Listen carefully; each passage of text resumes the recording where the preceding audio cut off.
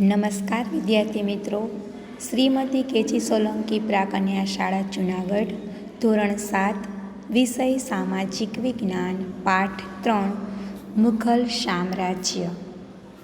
બીજો પાઠ આપણે ભણી ગયા દિલ્હી સલ્તનત, એટલે કે ત્યારે સલ્તનત યુગ વિશે. સલ્તનત યુગમાં 5 વંશજો આવ્યા હતા, તેના વિશે આપણે ભણી ગયા. અને છેલ્લે આપણે જોયું હતું કે ઇબ્રાહિમ લોદીને હરાવી અને બાબરે મુઘલ વંશની સ્થાપના કરી હતી. તો એ મુઘલ સામ્રાજ્ય છે એના વિશે, એના સામ્રાજ્યનો વિસ્તાર અને તે સમયની રાજકીય સ્થિતિ, સામાજિક સ્થિતિ, વહીવટી સ્થિતિ, એ બધું આપણે આ પાઠમાં ભણવાનું છે. હવે તમે લોકોએ તાજમહલ તો જોયો જ હશે, દિલ્હીનો લાલ કિલ્લો, ફતેહપુર સિકરીનો બુલંદ દરવાજો. હવે આપણને વિચાર આવે કે આ બધા સ્થાપત્ય છે એ કોણે બંધાવ્યા હશે? તો કે આ બધા સ્થાપત્ય છે એ મુઘલ શાસન સમયે એનું બાંધકામ કરવામાં આવ્યું છે. તો આ છે મુઘલ શાસનની સ્થાપના પહેલાં સલ્તનત યુગનું શાસન હતું, એ આપણે બીજા ધોરણમાં ભણી ગયા. અને એની પહેલાં આપણે જોયું હતું કે રાજપૂત યુગ હતો, એટલે કે આપણા દેશ ઉપર રાજપૂતોની સત્તા હતી. હવે મુઘલ સલ્તનતની સ્થાપના, મુઘલ સલ્તનત છે એની સ્થાપના કોણે કરી? તો કે પાણીપતનું પ્રથમ યુદ્ધ છે એ 20 એપ્રિલ 1526ના રોજ બાબર અને ઇબ્રાહિમ લોદીની વચ્ચે થયું હતું. અને ત્યારે એ યુદ્ધમાં બાબરનો વિજય થયો અને એને દિલ્હીની ગાદી ઉપર મુઘલ સામ્રાજ્યની સ્થાપના કરી. એવો પ્રશ્ન પૂછાય પરીક્ષામાં કે મુઘલ સામ્રાજ્યની સ્થાપના કોણે કરી? તો કે બાબરે. ક્યારે કરી? તો કે 1526માં, 20મી એપ્રિલ 1526. સલ્તનત યુગના છેલ્લા લોદી વંશના શાસક છે જે ઇબ્રાહિમ લોદી, એને હરાવી અને એણે દિલ્હી ગાદી ઉપર મુઘલ સામ્રાજ્યની સ્થાપના કરી. હવે મુઘલ સામ્રાજ્યની સ્થાપના કરી તો મુઘલ શાસન છે એમાં કોણ કોણ શાસકો થઈ ગયા? આ પ્રશ્ન પૂછાય તો આમાં થોડાક નામ આપ્યા છે. એમાં સૌથી પહેલાં બાબર, પછી હુમાયુ, અકબર, જહાંગીર, શાહજહાં અને ઔરંગઝેબ. એમાં સૌથી પહેલાં આપણે જોઈએ તો બાબર છે એના વિશે આપણે જોઈએ. તો બાબર છે એને કેટલા વર્ષ શાસન કર્યું? તો કે ઈસવીસન 1526થી ઈસવીસન 1530 સુધી એણે શાસન કર્યું. બાબર છે એ એકદમ કુશાગ્ર, એટલે કે તીક્ષ્ણ બુદ્ધિવાળો અને શક્તિશાળી યોદ્ધો હતો.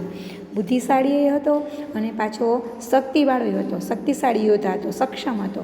અને તે ફારસી અને આરબી ભાષા જાણતો હતો. પ્રકૃતિ પ્રેમી હતો, એટલે કે કુદરતી જે વસ્તુઓ છે એને બહુ જ ગમતી હતી. અને લેખક પણ હતો, પોતે પ્રકૃતિનો પ્રેમી હતો અને લેખક પણ હતો. તેણે તેની આત્મકથા એટલે શું? તો કે પોતાના વિશે લખવું, પોતાનું જીવન ચરિત્ર લખવું, એને જીવની પણ કહેવામાં આવે છે. તો એણે જો આ પ્રશ્ન પૂછાય કે બાબરની આત્મકથા કઈ છે, તો આમાં એણે પોતાની આત્મકથા તુઝુક એ બાબરી, એટલે કે એને બાબરનામા તરીકે પણ ઓળખવામાં આવે છે, તે લખી હતી, જે આજે વિશ્વ સાહિત્યની જે પ્રસિદ્ધ કૃતિ ગણવામાં આવે છે. એના પછી કોણ આવ્યું મુઘલ શાસનમાં? તો કે હુમાયુ છે. એનો શાસનકાળ કેટલો હતો? તો કે ઈસવીસન 1530થી ઈસવીસન 1540. અને પછી 1540થી 1545 શેરશાહ સૂરી છે એ અફઘાન વંશનો જ હતો, મુસ્લિમ જ હતો. અને તેણે ભારત ઉપર આક્રમણ કરી અને 1540થી 1545 સુધી એણે શાસન કર્યું હતું. એ આપણે આના પછી ભણશું. એટલે આમ, અને એના પછી ફરી પાછું જ્યારે બાબર છે હુમાયુ સત્તા લે છે ઈસવીસન 1555થી ઈસવીસન 1556, પછી એનું મૃત્યુ થાય છે અને અકબર આવે છે. તો હવે આપણે હુમાયુ વિશે જોઈએ. તો હુમાયુ છે ઈસવીસન 1530માં પોતે દિલ્હીની ગાદી સંભાળી. હુમાયુનો અર્થ શું થાય છે? જો આ પ્રશ્ન પૂછાઈ શકે કે હુમાયુનો અર્થ શું થાય છે? તો કે હુમાયુનો અર્થ છે એ નસીબદાર એવો થાય છે. પરંતુ તેણે જીવનમાં એટલી મુશ્કેલીનો સામનો કર્યો હતો, એટલી મુશ્કેલી વેઠવી પડી હતી. નસીબદાર એવો તેનો અર્થ થાય છે, પણ એને ખૂબ જ મુશ્કેલી વેઠી હતી. તેને ગુજરાતના સુલતાન બહાદુર શાહ અને બિહારના શક્તિશાળી શાસક શેરશાહ સાથે યુદ્ધ થયા હતા ઈસવીસન 1540માં. અને કનોજના યુદ્ધમાં આપણે કનોજ વિશે ભણી ગયા, યાદ છે ને હર્ષવર્ધન? હા, તો કનોજના યુદ્ધમાં શેરશાહે હુમાયુને હરાવી અને તેને ભારતની બહાર હાંકી કાઢ્યો. હુમાયુ છે એ બાદશાહમાંથી બેરોજગાર થઈ ગયો, એટલે એની પાસે કોઈ રોજગારી રહી નહીં અને ઈરાન ચાલ્યો ગયો. ઈરાન જઈ અને થોડાક વર્ષો પછી સૈન્ય એકઠું કરી અને એને ભારત ઉપર ચડાઈ કરી. ઈરાનના શહેનશાહની મદદથી ઈસવીસન 1545માં તેણે કાબુલ અને કંદહાર જીતી લીધા. તેમજ ઈસવીસન 1555માં ભારત ઉપર ફરી પાછું એને યુદ્ધ કરી અને પુનઃ એટલે કે ફરીથી પોતાની સત્તાની સ્થાપના કરી. હુમાયુ છે એ તેના પિતાની જેમ જ વાંચનનો અને લેખનનો શોખ એને હતો. બાબરને કેમ લેખનનો અને વાંચનનો શોખ હતો, એમ હુમાયુને પણ એનો શોખ હતો. તેણે દિલ્હી પાસે દીનપના નગર વસાવ્યું. જો આ પૂછાઈ શકે, તેણે દિલ્હી પાસે દીનપના નગર વસાવ્યું હતું અને સાંજના પ્રાર્થનાનો સમય થતાં વાંચનાલયમાંથી ઝડપથી પગથિયાં ઉતરતી વખતે એ પડી ગયો અને એનું અવસાન થયું. હવે આપણે વચમાં મેં કીધું હતું તમને કે હુમાયુ પછી શેરશાહ સૂરી જે છે એ વચમાં એનું 5 વર્ષનું શાસન આવે છે. એ શેરશાહ સૂરી વિશે આપણે જાણીએ. શેરશાહ છે એ અફઘાની જ હતો. આની જેમ અફઘાન વંશનો મુસ્લિમ હતો અને તેનું મૂળ નામ શું હતું તો કે ફરીદ ખાં હતું. જો આ પૂછાઈ શકે, ફરીદ ખાં હતું અને તેણે હુમાયુને હરાવી અને ભારત ઉપર પોતાની સત્તા સ્થાપી હતી. તે પણ સુધારક અને ન્યાયપ્રિય શાસક હતો. તે પણ સારો શાસક હતો અને સુધારક, એટલે એણે ભારતમાં ઘણા ખરા સુધારા પણ કર્યા હતા. ડાકુ લૂંટારાઓને અંકુશમાં લઈ અને તેણે રાજ્યમાં શાંતિની સ્થાપના કરી હતી. ડાકુ અને જે લૂંટારાઓ હતા એના ઉપર નિયંત્રણ લઈ આવી અને પોતાનું રાજ્ય છે એમાં શાંતિની સ્થાપના કરી હતી અને નવી ટપાલ વ્યવસ્થા પણ તેણે ઊભી કરી હતી. આપણે આગળ જોયું હતું કે મુહમ્મદ તુગલક છે એના વંશના હલકારો આપણે આગળ ભણી ગયા કે હલકારો છે એવી ટપાલ પદ્ધતિ ચાલુ કરવામાં આવી હતી. તો આણે નવી ટપાલ વ્યવસ્થા ઊભી કરી અને તેણે વેપારીઓ અને યાત્રાળુઓ માટે ધર્મશાળા બંધાવી. શા માટે? કેમ કે ત્યારે એક જગ્યાએથી બીજી જગ્યાએ છે પગપાળા અથવા તો ઘોડા ઉપર કે હાથી ઉપર કે ઊંટ ઉપર એવી રીતે જતા હતા. તો રસ્તામાં વિશ્રામ કરવા માટે જે વેપારીઓ એક રાજ્યમાંથી બીજા રાજ્યમાં વેપાર કરવા માટે જતા હોય અને મુસાફરો જતા હોય, યાત્રાળુઓ જતા હોય, તો એના માટે એણે ધર્મશાળા બંધાવી કે ત્યાં એ લોકો વિશ્રામ કરી શકે, આરામ કરી શકે અને રૂપિયાનું ચલણ શરૂ કરાવ્યું. વિશાળ સેના નિર્મિત કરી અને સેનાનું એકદમ વિશાળ નિર્માણ કર્યું. એમ તેણે એક મહાન રાજમાર્ગ, અત્યારે કેમ આપણે રાજમાર્ગ છે, રાજ્ય ધોરીમાર્ગ છે, તો એવી રીતે એને એક રાજમાર્ગનું ગ્રાન્ડ ટ્રક રોડનું નિર્માણ કરાવ્યું કે જે હાલમાં છે, જે બંગાળ અને ઉત્તર ભારત સુધી વિસ્તરેલો હતો. કે પશ્ચિમ બંગાળ, હાલનું પશ્ચિમ બંગાળ છે ત્યાંથી ઉત્તર ભારત સુધી એ વિસ્તરેલો હતો અને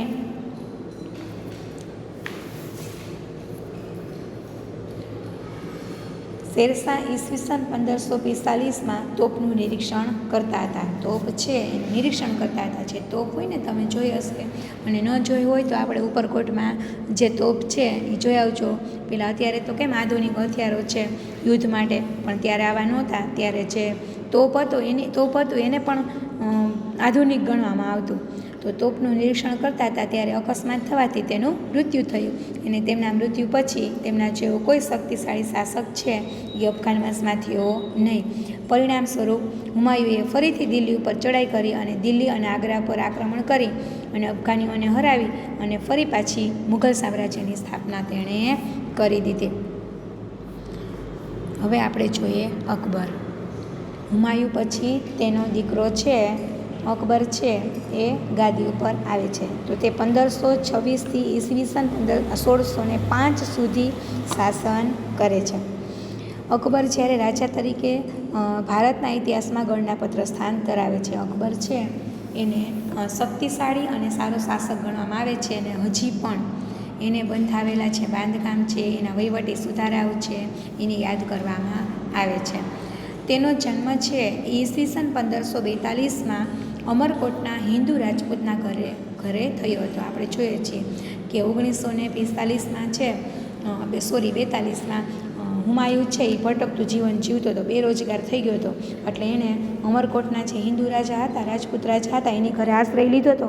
તો ત્યાં અમરકોટના જે હિન્દુ રાજપૂત હતા એની ઘરે અકબરનો જન્મ થયો હતો. અને હુમાયુના કહેવાય છે કે એને ત્યારે એ સમયે જ્યારે અકબરનો જન્મ થયો ને ત્યારે એણે કસ્તુરી વેચી હતી, એમ કે કસ્તુરીની સુગંધ છે એ કેમ ચોમેર ફેલાય છે. તો એવી રીતે એણે ખુદા આગળ એવી બંદગી કરી હતી, એવી દુઆ માંગી હતી કે જેવી રીતે કસ્તુરી છે એની સુગંધ ચારે તરફ ફેલાય છે, એવી જ જે મારા દીકરો છે અકબર એની કીર્તિ છે એ ચારે તરફ ફેલાય, એવી એણે ખુદા પાસે બંદગી કરી હતી. તો હુમાયુના અવસાન બાદ માત્ર 14 જ વર્ષની ઉંમરે તેણે દિલ્હીનો બાદશાહ બન્યો અને હુમાયુના અવસાન બાદ અકબર અને હેમુ વચ્ચે ઈસવીસન 1556માં પાણીપતનું બીજું યુદ્ધ થયું અને એમાં અકબરનો જન્મ થયો.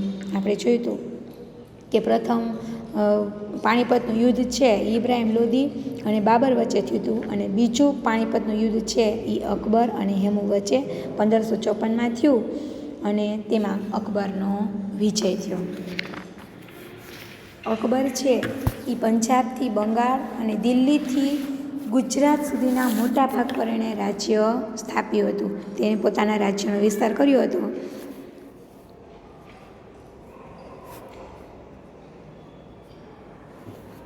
આમાં જો બુલંદ દરવાજો દેખાય છે, તાજમહેલ તો તમે બધાએ જોયો જ હશે. આ ફતેહપુર સિક્રીનો બુલંદ દરવાજો છે અને લાલ કિલ્લો જોયો હશે. ન જોયો હોય તો દિલ્હીમાં દર વખતે સ્વાતંત્ર્ય દિવસ અને 26મી જાન્યુઆરી આવે છે ત્યારે લાલ કિલ્લા ઉપરથી રાષ્ટ્રધ્વજ ફરકાવવામાં આવે છે. તમે ટીવીમાં તો જોયો જ હશે. તો એ મુઘલ શાસન દરમિયાન એનું સ્થાપના છે એ કરવામાં આવી હતી, એનું બાંધકામ ત્યારે કરવામાં આવ્યું હતું.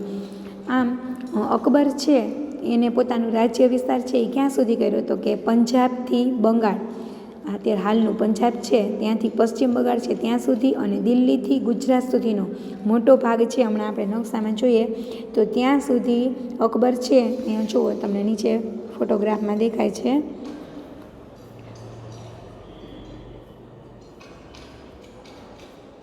માં જુઓ આ ગ્રીન ભાગ છે દેખાય છે ને,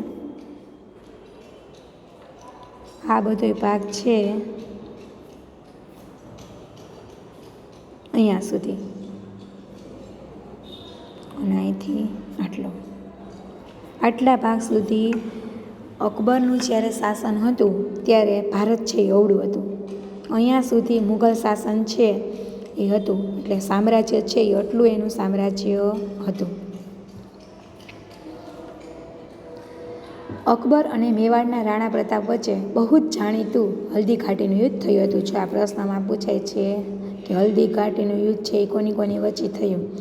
અકબરે કાબુલ, કાશ્મીર, બલુચિસ્તાન, દક્ષિણમાં અહેમદનગર સુધી પોતાની વિજયયાત્રા કરી અને પોતાનું સામ્રાજ્ય છે એ કેવું કરી નાખ્યું તો કે વિશાળ કરી નાખ્યું. અને અકબરે ફતેહપુર સિક્રીને પોતાની રાજધાની બનાવી અને અનેક ભવનોનું નિર્માણ કરાવ્યું હતું. ફતેહપુર સિક્રી છે એને પોતાની રાજધાની બનાવી અને પોતે ત્યાં અનેક ભવનો એટલે અનેક ઇમારતો છે એનું નિર્માણ કાર્ય ત્યારે એણે કરાવ્યું હતું.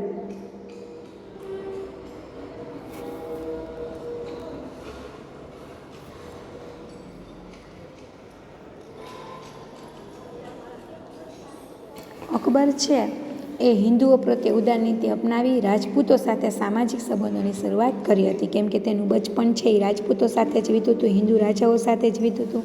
એનો જન્મ છે એ રાજપૂત ઘરે થયો હતો, એટલે એનામાં થોડુંક હિન્દુ પ્રત્યે ઉદાર નીતિ એટલે કે ઉદાર ભાવના એની સાથે એણે રાખી હતી અને સામાજિક સંબંધો પણ એણે રાખ્યા હતા.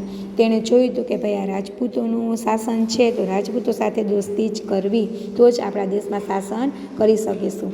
તેણે રાજપૂતોની સેનાના ઉચ્ચ પદો પર નિમણૂક કરી હતી અને રાજપૂતો પર પોતાની વીરતા અને સાહસથી અકબરને ભારત વિજય માટે ખૂબ જ મદદ કરી હતી. રાજપૂતો છે એની સાથે સંબંધ રાખ્યા હતા એટલે એને યુદ્ધમાં પણ એની સાથે મદદ એણે કરી હતી. અકબર છે એ બિનસાંપ્રદાયિક રાજા હતો.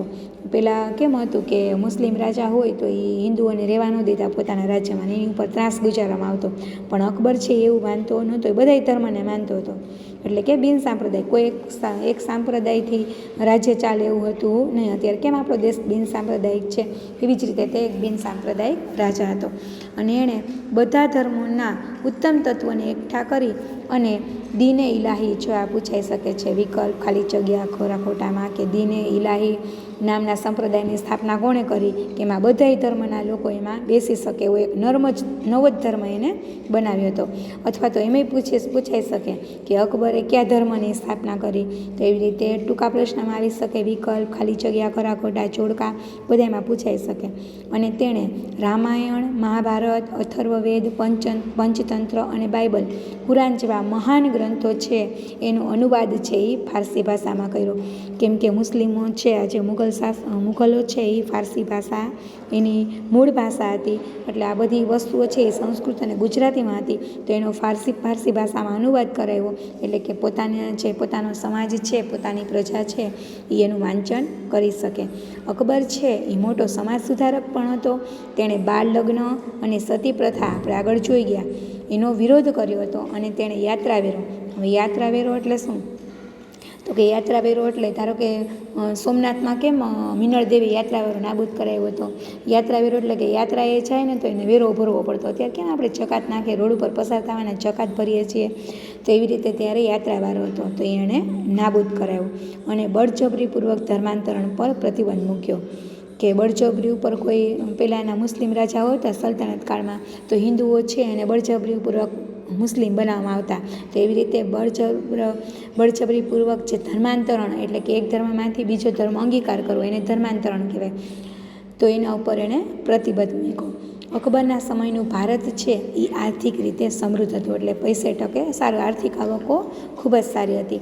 અને તેણે સામાજિક સહિષ્ણુતાના યુગનો પ્રારંભ કરાવ્યો હતો.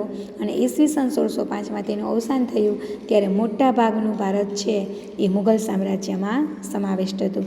હવે એના પછી આવે છે જહાંગીર, એનો પુત્ર જહાંગીર, કે જેને આપણે સલીમના નામેથી પણ ઓળખીએ છીએ.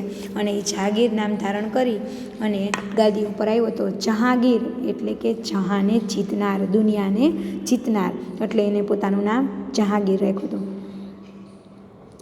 અકબરે સ્થાપેલ મહાન સામ્રાજ્યને સાચવવાનો વારસો જહાંગીરને મળ્યો હતો. તેણે અકબરની જે નીતિ હતી, વહીવટી નીતિ હતી, એણે ચાલુ રાખી હતી. અને તેણે પણ હિન્દુઓ સાથે સારા સંબંધો રાખ્યા હતા. તેણે અસમ અને દક્ષિણ ભારતના ગોલકોંડા સુધી વિજય મેળવ્યા હતા. તેની પત્ની નૂરજહાં હતી એકદમ ચતુર અને પ્રતિભાશાળી હતી, એટલે કે હોશિયાર હતી અને ચાલાક હતી. તેને પણ કલાઓને પ્રોત્સાહન આપ્યું હતું. તે પણ કલાની રસિક હતી, એટલે એણે કલાને પ્રોત્સાહન આપ્યું હતું. જહાંગીર છે એને ચિત્રકલાનો ખૂબ જ શોખ હતો, અને એને ચિત્રકલાને ખૂબ શોખ હતો અને ખૂબ જ એનો વિકાસ પણ તેણે કરાવ્યો હતો. તે પોતે પણ મહાન ચિત્રકાર હતો. ઈસવીસન 1627માં તેનું અવસાન થયું અને તેનો પુત્ર શાહજહાં છે એ ગાદી ઉપર આવ્યો હતો. હવે શાહજહાં છે એ ઈસવીસન 1627થી ઈસવીસન 1658 સુધી એનું શાસન થયું હતું. શાહજહાંને તો તમે બધા ઓળખો જ છો, તાજમહાલ છે એ શાહજહાંએ બંધાવ્યો હતો. શાહજહાંનું હુલામણું નામ છે એ ખુરમ હતું. જો આ પ્રશ્નમાં પૂછાઈ શકે, અથવા તો એમાં પૂછાઈ શકે કે ખુરમ કોનું હુલામણું નામ હતું, તો તેણે દક્ષિણ ભારતમાં વિજય કર્યો હતો. તે તેના પિતા જેટલો જ શક્તિશાળી હતો, એટલે કે જહાંગીર જેટલો જ તે શક્તિશાળી હતો. અને તે પણ કલા સ્થાપત્યનો ચાહક હતો. તેની પત્ની મુમતાઝ મહલના અવસાન પછી તેની યાદમાં, જો તાજમહેલનો ફોટો છે ને, તો તેને એના અવસાન પછી તેની યાદમાં વિશ્વમાં પ્રસિદ્ધ એવો તાજમહાલ છે એનું નિર્માણ એણે કરાવ્યું હતું. શાહજહાં છે એની પત્ની મુમતાઝ મહલ છે એનું અવસાન થયું, તો તેણે તેની યાદમાં જે તાજમહેલ છે એનું નિર્માણ કરાવ્યું હતું. આટલા વર્ષે પણ આ ઇમારત છે એ જેમની તેમ જોવા મળે છે. એટલી સરસ એની કોતરણી છે, એનું નકશીકામ છે કે એનું બાંધતા પણ વર્ષો લાગ્યા હતા. અને એનું બાંધકામ છે, એની નકશી છે એકદમ ચીવટથી અને સારી રીતે કરવામાં આવી છે. હવે એના પછીનો જે શાસક છે એ ઔરંગઝેબ આવે છે. ઔરંગઝેબ છે એના પછીના જે શાસકો છે એ બધાય નબળા પુરવાર થયા છે. ઔરંગઝેબ છે એના શાસન વિશે આપણે જોઈએ. એનું શાસન છે ઈસવીસન 1658થી ઈસવીસન 1707. શાહજહાં છે એની ના તંદુરસ્ત તબિયત, એટલે કે છેલ્લે જેની અવસ્થા હતી ત્યારે એની તબિયત છે એ સારી રહેતી નહોતી. તો તેનો લાભ લઈ અને તેના પુત્રો વચ્ચે સામ્રાજ્ય પર આધિપત્ય જમાવવા માટે ભયંકર આંતરવિગ્રહ થયો. કે જે શાહજહાંના પુત્ર હતા એને કે પોતે દિલ્હીની ગાદી કોણે લેવી એટલા માટે અંદરોઅંદર આંતરવિગ્રહ એટલે કે ઝઘડવા લાગ્યા. એમાં શાહજહાંના મોટા પુત્ર છે દારા શિકોહ અને ઔરંગઝેબ વચ્ચે મુખ્ય સંઘર્ષ થયો. ઔરંગઝેબ છે એને પોતાના ત્રણેય ભાઈઓને એક પછી એક હરાવી દીધા. ઔરંગઝેબ છે એના ભાઈ છે મુરાદ અને શુજા વચ્ચે રાજસત્તા માટે સંઘર્ષ થયો હતો. દારા શિકોહ પછી મુરાદ અને શુજા એ ત્રણેય વચ્ચે રાજ્યસત્તા કોને મળે એના માટે યુદ્ધ થયું હતું. અને તેમાં ઔરંગઝેબ છે એ સફળ થયો. એના ત્રણેય ભાઈઓને હરાવી અને પોતે એક પછી એક ત્રણેયને હરાવી અને તેમની હત્યા કરી અને તેને જેલમાં ધકેલી દઈ દારાની હત્યા કરી અને મુરાદને જેલમાં ધકેલી દીધો અને પોતે ગાદી પચાવી પાડી. અને એક બીજો ભાઈ છે સુજાન એને દેશની કાલની સજા આપી, એટલે કે દેશની બહારે કાઢી મૂક્યો. અને પછી ઔરંગઝેબ છે એણે લગભગ 50 વર્ષ સુધી પોતે દિલ્હીની ગાદી ઉપર રહ્યો અને શાસન કર્યું. તેમાં એણે શું કર્યું, ઉત્તરે કાશ્મીરથી લઈ અને દક્ષિણે ઝીંઝી અને પૂર્વમાં ચટગાંવથી લઈ અને પશ્ચિમના હિન્દુકુશ પર્વતમાળા છે એના વિસ્તારો સુધી પોતાનું સામ્રાજ્ય ફેલાવી દીધું. ઔરંગઝેબ છે એ સુન્ની મુસ્લિમ હતો અને અત્યંત સાદું જીવન જીવતો હતો. પોતે નવાબ હતો, રાજા હતો, પણ એનું જિંદગી કેવી હતું, જીવન કેવું હતું તો કે અત્યંત સાદગીથી જીવતો હતો. તેણે અકબરે જે ધાર્મિક નીતિ અપનાવી હતી એને જે દીન ઇલાહી ધર્મની સ્થાપના કરી હતી એણે ત્યાગ કર્યો અને ધાર્મિક અસહિષ્ણુતા દાખવી હતી કે આ જે બધાય ધર્મને સરખું મહત્ત્વ આપ્યું હતું એવું હોવું જોઈએ નહીં, આપણો જ ધર્મ શ્રેષ્ઠ છે એમ એણે કીધું હતું. તે પણ સંગીત કલાનો, મૂર્તિ પૂજાનો અને ધાર્મિક ઉત્સવોનો વિરોધી હતો. સાથે સાથે એને સંગીત કલા પણ નહોતી ગમતી, જે મૂર્તિ પૂજા કરવામાં આવે છે એમાંય નહોતો માનતો, અને જે ધાર્મિક ઉત્સવોની ઉજવણી કરવામાં આવે છે, કેમ શાહજહાંના સમયમાં, જાગીરના સમયમાં દરેક ધાર્મિક તહેવારો છે, ઉત્સવો છે એ ઉજવવામાં આવતા હતા, પણ આણે શું કર્યું, તે ઉજવવા પર એને પ્રતિબંધ મૂક્યો અને તે વિરોધી હતો. તેના સમયમાં ઘણા બધા વિગ્રહ થયા હતા. તે એક શક્તિશાળી બાદશાહ હતો, પણ લાંબા સમય સુધી ભારતના મોટા ભાગ પર શાસન કર્યું અને ઈસવીસન 1707માં તેનું મૃત્યુ થયું. અને તેના મૃત્યુ પછી જે શાસકો આવ્યા નિર્બળ પુરવાર થયા અને ગાદી પર આવતા મુઘલ સામ્રાજ્યના પતનનો આરંભ થયો. એટલે ઔરંગઝેબના શાસન પછી મુઘલ સત્તા છે એ ડગમગવા લાગી અને એનો જે નિર્બળ શાસકો આવ્યા નિર્બળ પુરવાર થતાં એનું પતનની શરૂઆત થઈ ગઈ. હવે વચ્ચે આપણે રાણા સંગ્રામસિંહ વિશે ભણીશું. બાબરના સમકાલીન, એટલે કે બાબર જ્યારે શાસન ઉપર હતો ત્યારે સમકાલીન એટલે એના જ સમયના થઈ ગયેલા મેવાડના રાણા સંગ્રામસિંહ છે તે રાણા સાંગા તરીકે ઓળખાતા હતા. એનું નામ રાણા સંગ્રામસિંહ હતું, પણ એ રાણા સાંગા તરીકે ઓળખાતા હતા. અને તેઓ વીર અને સાહસિક હતા. તે વીર યોદ્ધા હતા અને સાહસથી ભરપૂર હતા. તેને પણ અનેક યુદ્ધમાં વિજયી બન્યા હતા.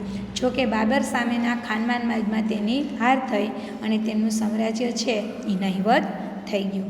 એના પછી આપણે જોઈએ મહારાણા પ્રતાપ. મુઘલ સામ્રાજ્યમાં અકબરની સામે મેદાને પડનાર મહારાણા પ્રતાપ છે એ મેવાડના રાજા હતા અને અકબરે મેવાડ ઉપર આક્રમણ કરતાં તેની વચ્ચે હલ્દી ઘાટીનું યુદ્ધ થયું અને તેમાં અકબરને વિજય થયો. પરંતુ રાણા પ્રતાપ છે એ ઉદયપુરની આસપાસના વિસ્તારમાં પોતાની સત્તા સ્થાપી અને યુદ્ધ સંઘર્ષ હંમેશા ચાલુ જ રાખ્યો. બંને વચ્ચે સમજૂતીના અનેક પ્રયત્ન થયા, પરંતુ રાણા પ્રતાપ ચિત્તોડ છોડવા તૈયાર હતા નહીં અને તેમણે છાપામાર યુદ્ધ ચાલુ રાખ્યું. એટલે કે ગમે ત્યારે ચડાઈ કરવી, એમ છાપો મારવો એવું યુદ્ધ એણે ચાલુ રાખ્યું. અને ઈસવીસન 1576માં હલ્દી ઘાટીના પરાજય બાદ રાણા પ્રતાપ છે એ ગંગુડામાં રાજધાની લઈ ગયા અને જીવનના અંત સુધી યુદ્ધ કરતા રહ્યા. બાદમાં ડુંગરપુરના ચાવણમાં પોતાની રાજધાની સ્થાપી અને 51 વર્ષની ઉંમરે તેમનું અવસાન થયું. તો આ એની જીવનયાત્રા હતી. જેમાં ફોટોગ્રાફ્સ છે, પોતાનો જાણીતો ઘોડો ચેતક છે એની સાથે રાણા પ્રતાપ.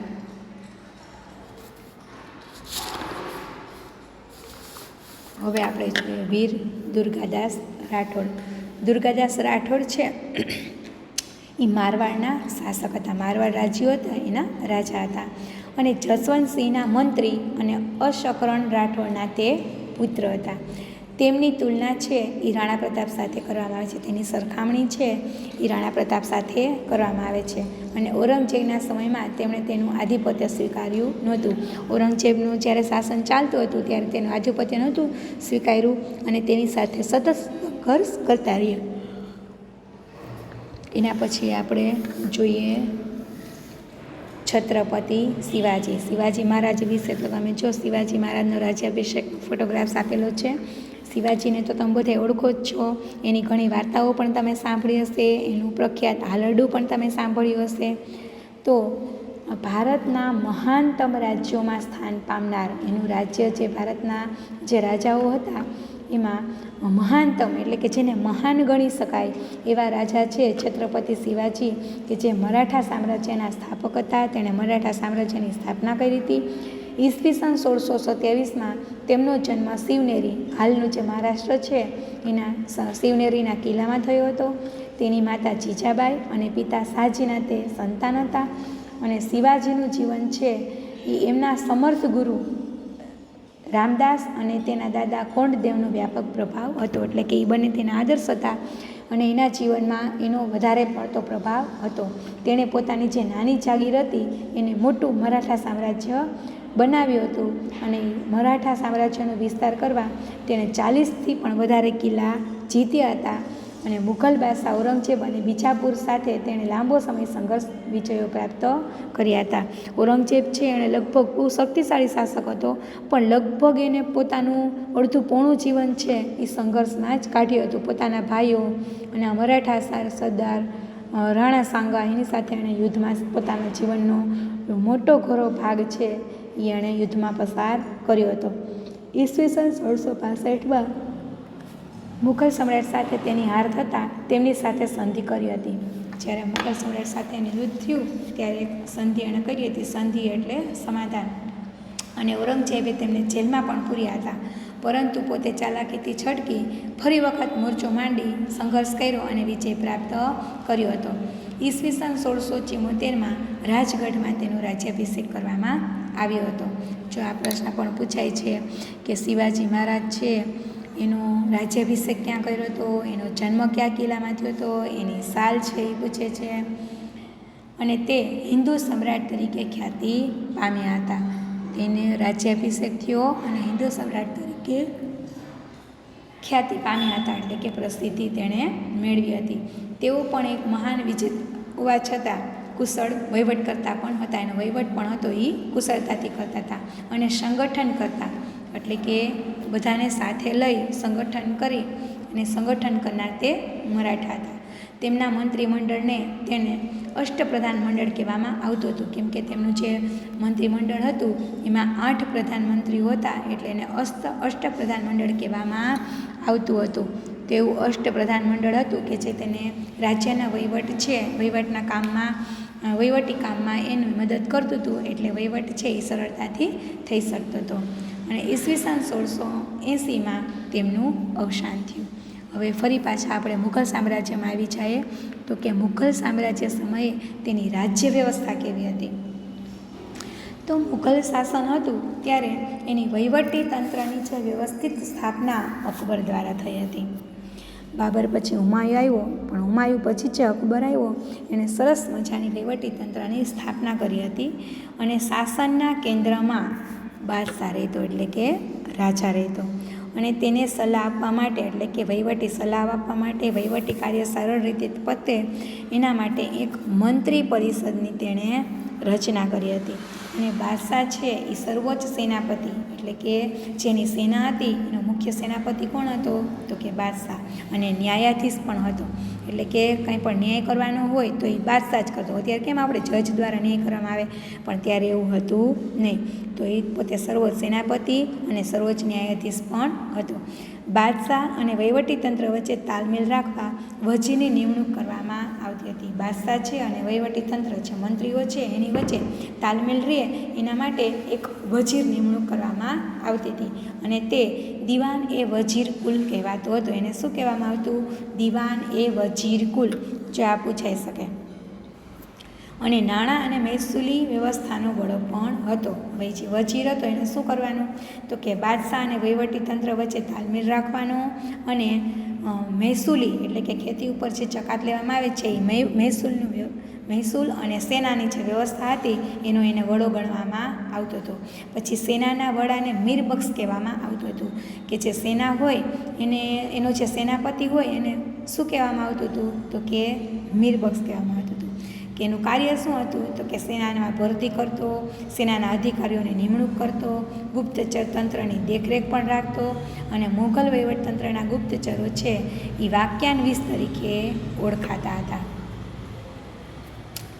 સમ્રાટની અંગત જરૂરિયાતનું ધ્યાન રાખવા માટે મીરે સામાન નામનો વિભાગ હતો, એટલે પોતાની જે પર્સનલ જરૂરિયાત છે એનું ધ્યાન રાખવા માટે જેણે એક વિભાગ રચ્યો હતો એનું નામ શું હતું, વીર એ સામાન, અને જે સરકારી કારખાનાઓનો પણ વડો હતો અને ન્યાય વ્યવસ્થાનો કાછી પણ હતો.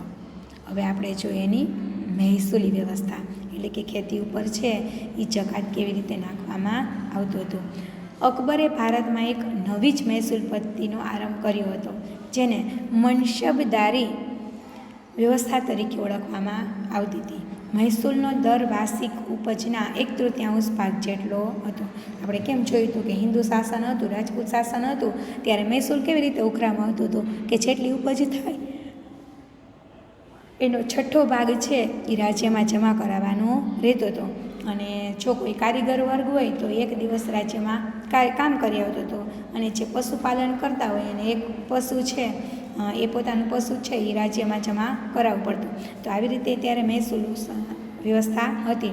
તો મુઘલ શાસનમાં કેવી મહેસૂલ વ્યવસ્થા હતી, તો કે મહેસૂલનો દર છે એ વાર્ષિક ઉપજના 1/3 ભાગ જેટલો હતો. અકબરની જે મહેસૂલી વ્યવસ્થા હતી એની સ્થાપના કોણે કરી હતી, તો કે ટોડરમલે.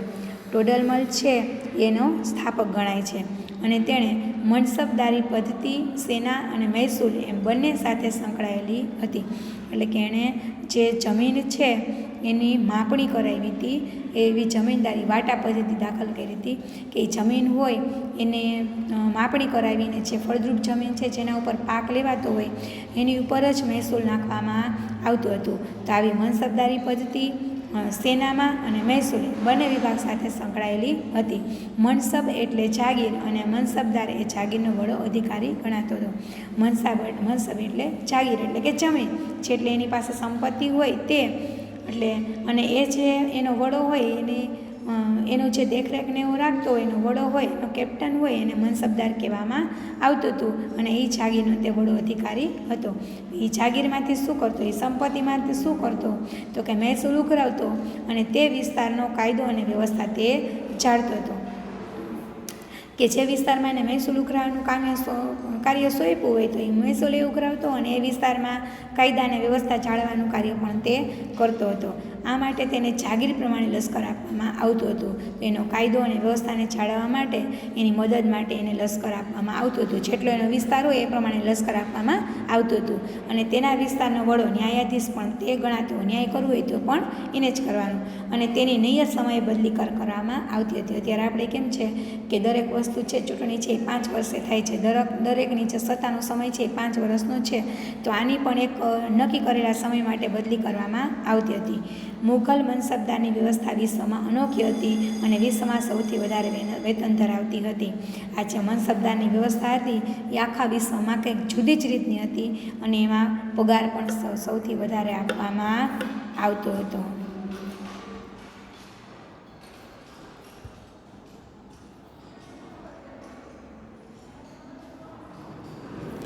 હવે છે મુઘલકાલીન સંસ્કૃતિ.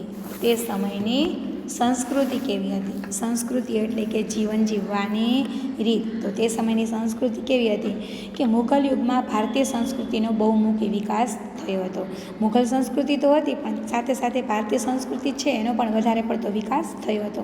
હિન્દુ અને મુસ્લિમ સંસ્કૃતિનો સમન્વય એટલે કે બંનેને ભેગે કરી અને એક અલગ જ સંસ્કૃતિ અપનાવવામાં આવી હતી, જેને ગંગા જમના સંસ્કૃતિ તરીકે પણ ઓળખવામાં આવે છે.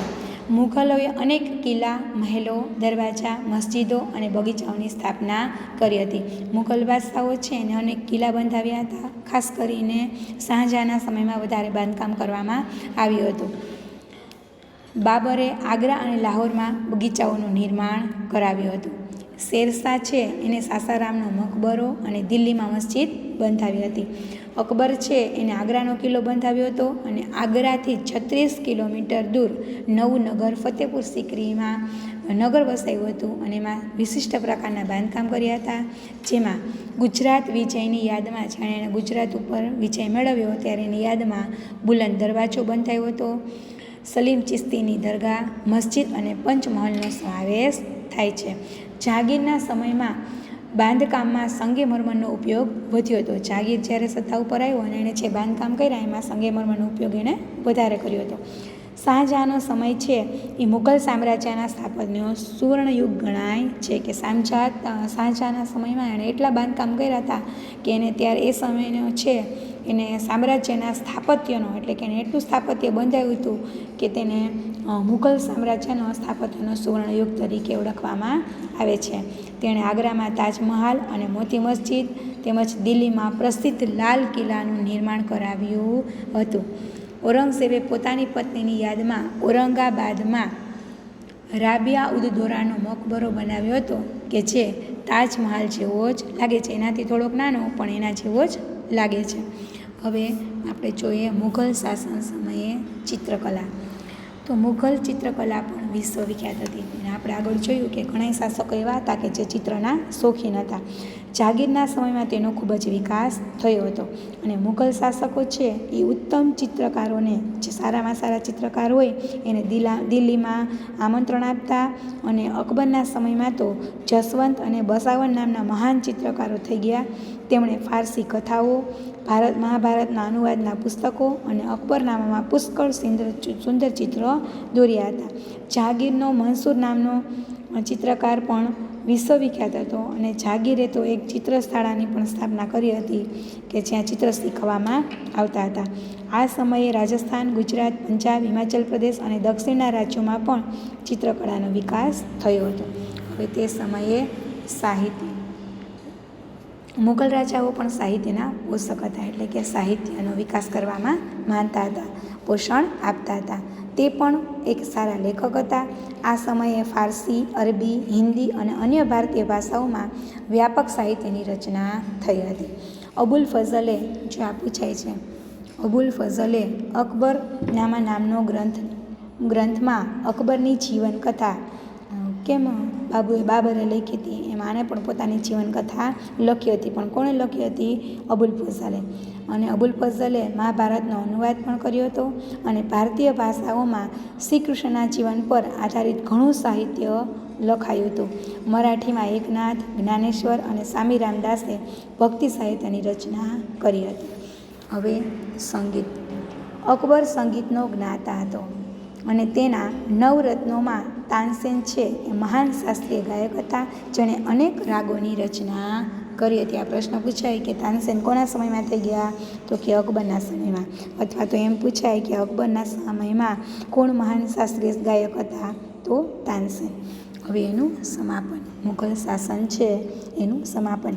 ઈસવીસન 1526માં સ્થાપેલા મુઘલ સામ્રાજ્ય ઈસવીસન 1707માં ઔરંગઝેબના મૃત્યુ બાદ પતન તરફ ધકેલાયું. કે આપણે જોયું કે મુઘલ શાસનની સ્થાપના છે એ 1526માં બાબર દ્વારા કરવામાં આવી હતી અને ઔરંગઝેબ જ્યારે સત્તા ઉપર આવ્યો એના પછીના જે શાસકો આવ્યા એ નબળા પુરવાર થયા અને ધીમે ધીમે મુઘલ શાસન છે એ ડગમગવા લાગ્યું અને એના પતનની શરૂઆત થઈ ગઈ. કોઈ શક્તિશાળી શાસકના ભાવે ભારત છે એ નાના નાના રાજ્યોમાં વેચાઈ ગયું. મુઘલ શાસનનો જે વિસ્તાર હતો એ અંદરો અંદરના આંતરવિગ્રહમાં નાના નાના રાજ્યોમાં વેચાઈ ગયું. જેમાં મુઘલ વંશના નિર્બળ શાસકો, હૈદરાબાદના નિઝામ, બંગાળ બિહારના નવાબ, રાજસ્થાનના રાજપૂત રાજ્યો, મરાઠા, પંજાબનું શીખ સામ્રાજ્ય વગેરેનો સમાવેશ થાય છે. આ બધાય જે સામ્રાજ્યો હતા એણે પોતપોતાનું રાજ્ય છે એ સ્વતંત્ર કરી લીધું. આ બધા રાજ્યો એકબીજા સાથે ઝઘડતા રહેતા પરિણામે તેઓ નિર્બળ બનતા રહ્યા અને આવા સંજોગોમાંથી યુરોપમાંથી વેપાર કરવા આવેલી કંપનીઓ છે એને ભારતના શાસન કરવાના સપના સેવા લાગ્યા અને ભારતમાં શાસન પણ કર્યું. તે તમે 8મા ધોરણમાં ભણવામાં આવશે. તો મુઘલ સલ્તનત છે એ અહીંયા પૂરું થાય છે. આ ચેપ્ટર અહીંયા પૂરું થાય છે. Thank you.